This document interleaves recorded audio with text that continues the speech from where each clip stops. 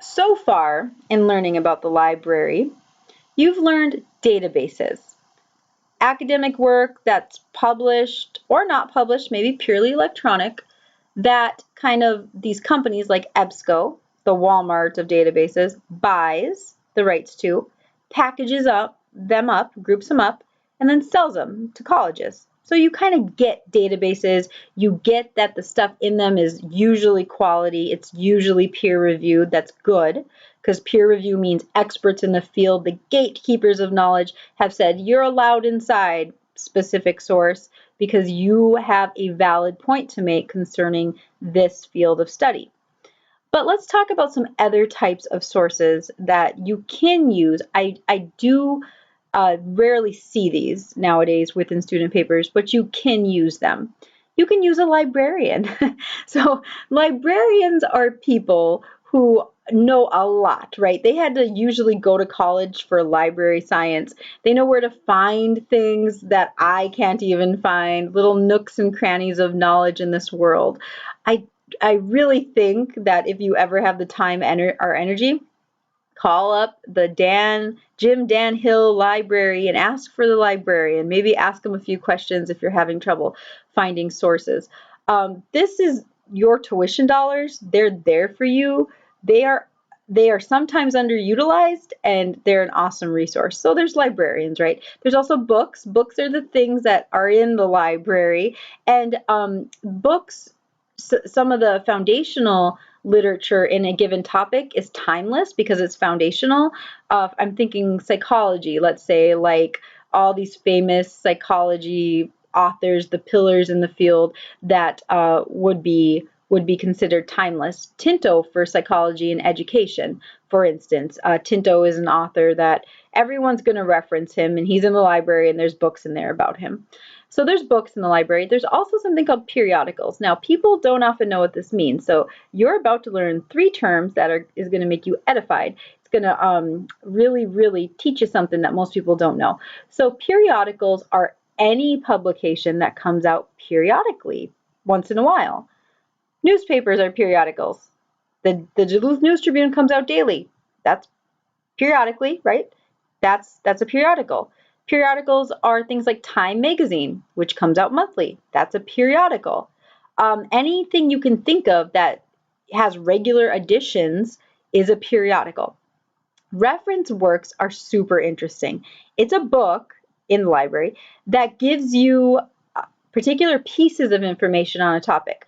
Now, if you ever dive into a topic that you do not know a bunch about, like you're kind of sketch on the details, go to a library or try to find a reference works of online or in the library itself.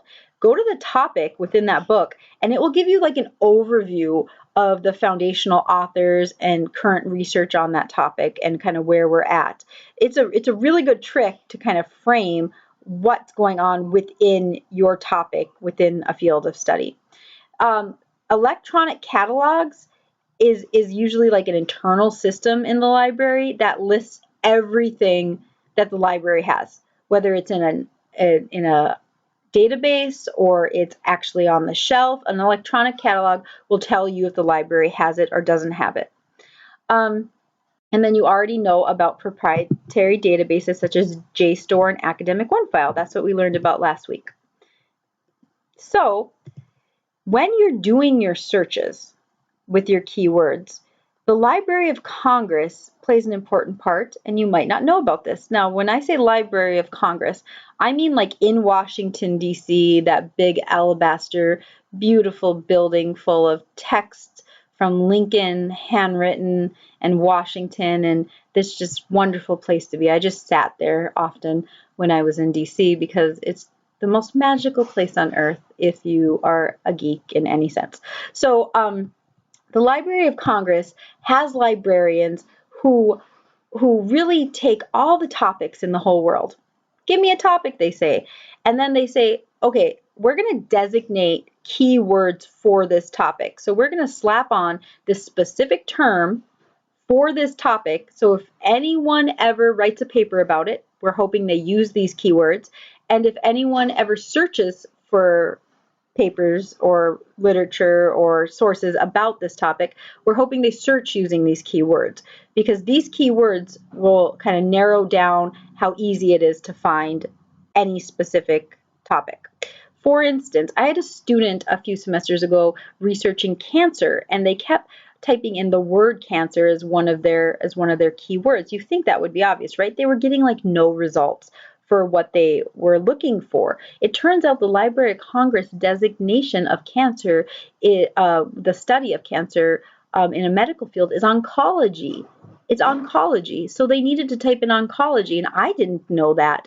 So what we did is we ended up looking up the Library of Congress keywords to make sure that they were actually finding the right ones. You can go to libraryofcongress.com and do this yourself.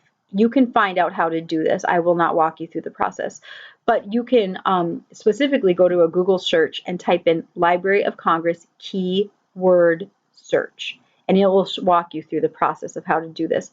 But most of you in this class, from what I've seen, do not need to do this. Your keywords are pretty on target. You did give me your keywords in Lab 4, and that's why I wanted to check it out to make sure everyone was on target. You all are. So,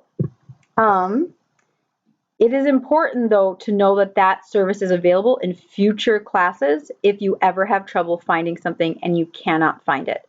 The next video, I'm going to go over specifically then how the keywords that you currently have, how to manipulate them a little bit better to get better results within academic databases.